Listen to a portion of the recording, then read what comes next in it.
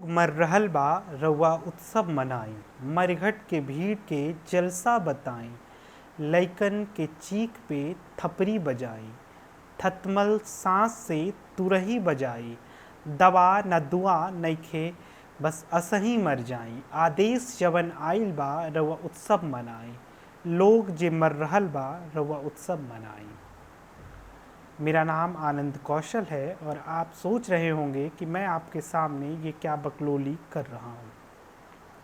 ये भोजपुरी की एक कविता है जो आज के वर्तमान परिदृश्य का मार्मिक चित्रण प्रस्तुत करती है। दूसरा जो शब्द मैंने आपके सामने कहा वो है बकलोली। बिहार में अमूमन अगर आप अनर्गल बातें करते हैं और इन बातों से दूसरों को रीझते हैं तो उसे बकलोली करना कहते हैं। इसके लिए आपको गूगल और डिक्शनरी में जाने की ज़रूरत नहीं है।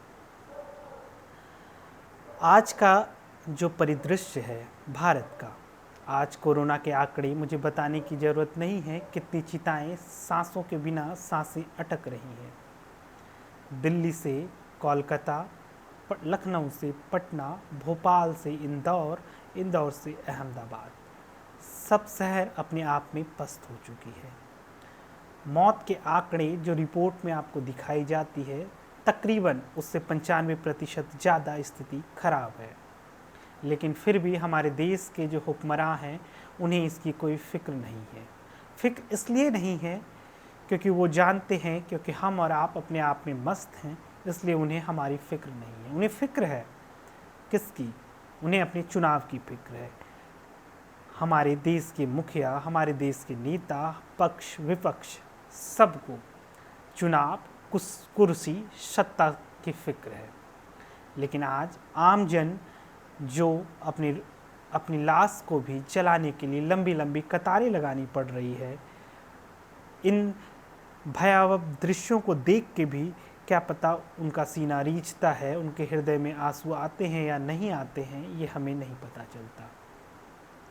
अब आप सोच रहे होंगे कि इन सब चीज़ों के लिए हम किस पे जवाबदेही मढ़े। तो जवाबदेहिता सुनिश्चित करने के लिए हमारे देश में वैसी कोई ठोस कानूनी व्यवस्था नहीं है। बस ये है कि हम टालते जा सकते हैं, हम एक दूसरे पे दोषारोपण कर सकते हैं, दोषारोप मढ़ सकते हैं। जैसे आपने देखा होगा केंद्र सरकार ने दिल्ली पे ऑक्सीजन की कमी में मढ़ा और केजरीवाल सरकार, दिल्ली की क्षेत्रीय पार्टी की सरकार, उन्होंने केंद्र सरकार पे आरोप को मढ़ा। तो इन सब चीज़ों से आप है इन राजनीतिक पार्टियों के द्वेष झगड़ों में फंस के रह जाते हैं। जो हमारा मुद्दा होता है वो कहीं ना कहीं दब जाता है।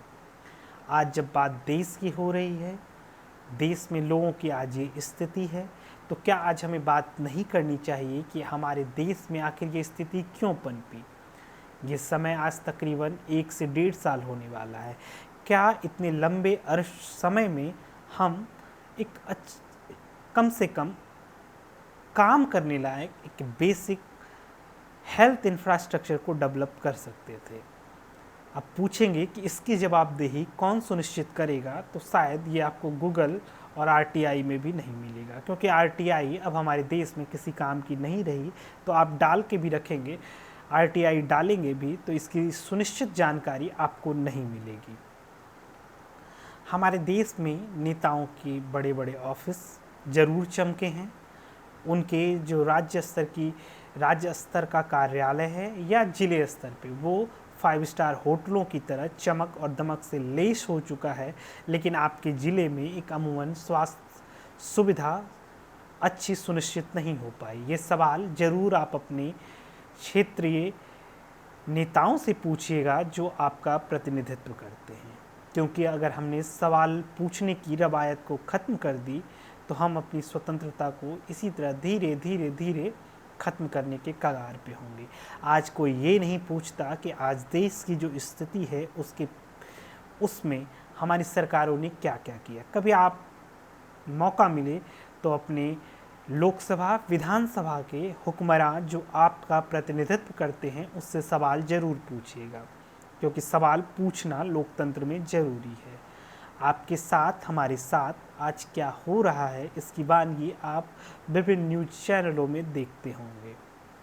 आज देश की ये परिस्थिति है कि आखिरी वक्त में लोग अपनी लाशों को जलाने के लिए भी लंबी लंबी कतारों में लगना पड़ता है। और ये हमारे भारत जैसे देश में इसकी कल्पना नहीं की जा सकती थी, लेकिन आज ये स्थिति है। इसे हमें मानना होगा और हमें सवाल पूछने की रवायत को चालू रखना होगा। चालू इसलिए रखना होगा क्योंकि अगर हमने सवाल पूछना बंद कर दिया तो सरकारें निरंकुश हो जाएगी। आप पूछिएगा सरकारों से कि आपके सामने आज करीब 1.5 सालों से प्राथमिक स्तर की शिक्षा व्यवस्था बिल्कुल चौपट है। इसके पीछे उनका बैकअप प्लान क्या है? क्या इतने दिन में आज तक उनका कोई बैकअप प्लान नहीं बन पाया? क्या बच्चों का बौद्धिक विकास हो पाया? इन समय को, क्योंकि जो उम्र के साथ उन बच्चों की ज़िंदगी के ये सुनहरे पल जा रहे हैं, उसकी भरपाई कैसे होगी? क्या सिर्फ हमारे आपके नाम पे चुनाव लड़े जाएंगे? क्या हम ये जवाबदेही सुनिश्चित नहीं कर सकते कि इस भयावह काल में भी क्या चुनाव कराना जरूरी था? ये सवाल सिर्फ सरकार से नहीं, पक्ष और विपक्ष दोनों से बनता है कि आखिर क्या ऐसी जल्दबाजी थी जो लोगों के जान को ऐसे ही छोड़ दिया गया और अपनी कुर्सी के लिए लोगों का फिक्र नहीं किया गया। ये सवाल पूछिएगा।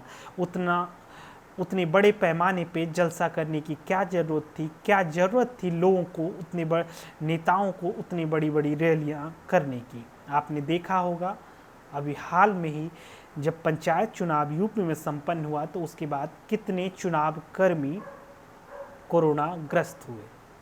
शायद आपके और हमारे जान की कीमत इन सरकारों के पास नहीं है। उन्हें नहीं मतलब कि हम और आप क्या सोचते हैं, बस उन्हें मतलब है हमारे और आपके एक वोट से, क्योंकि उनसे उनका सत्ता, उनकी कुर्सी उनके पास हो जाती है। उसके बाद उनके सामाजिक सरोकार के कार्यक्रमों को देख लीजिए और उसमें खोजिए कि हम और आप कहाँ हैं। क्या वो मिला? आप ज़रूर खोजिएगा कि क्या स्मार्ट सिटी आपके कागज़ों से उतर के आपके शहरों में पहुंच गया है, जिसे आप और हम अपने फेसबुक आईडी, इंस्टा आईडी और व्हाट्सएप पे बहुत अच्छे से स्टेटस लगाते थे कि हम स्मार्ट सिटी के निवासी हैं। ज़रूर पूछिएगा। शायद मेरे ख्याल से ये मेरा 110% उम्मीद है कि हमारे और आपके राज्य गृह जिलों में एक अच्छी स्वास्थ्य व्यवस्था अभी तक सुनिश्चित नहीं हो पाई है और स्मार्ट सिटी तो बस एक सपना है। सपने हमारे हुक्मरान हमें बहुत दिखाते हैं। अब हमें सचेत होने की ज़रूरत है। हमें अपनी आवाज़ बुलंद करने की ज़रूरत है। हमें अपने सवालों को पूछने की ज़रूरत है। नहीं तो ऐसी ही रवायतें चलती रहेगी और धीरे धीरे हमारा लोकतंत्र खोखला होता जाएगा।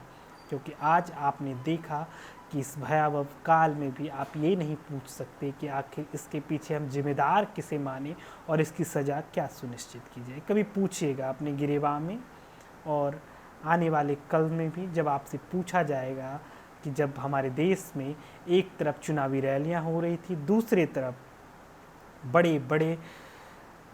बड़ी संख्या में लाशें जल रही थी, तो हम और आप क्या कर रहे थे? क्योंकि आने वाली पीढ़ियां सवालों से नहीं डरेगी, वो सवाल तो पूछेगी और वहाँ जवाब हमें देना पड़ेगा। चाहे वो गौण अवस्था में दे, चाहे नेपथ्य में दे, लेकिन जवाब देना पड़ेगा। धन्यवाद। मैं फिर मिलूँगा। मेरा नाम आनंद कौशल है।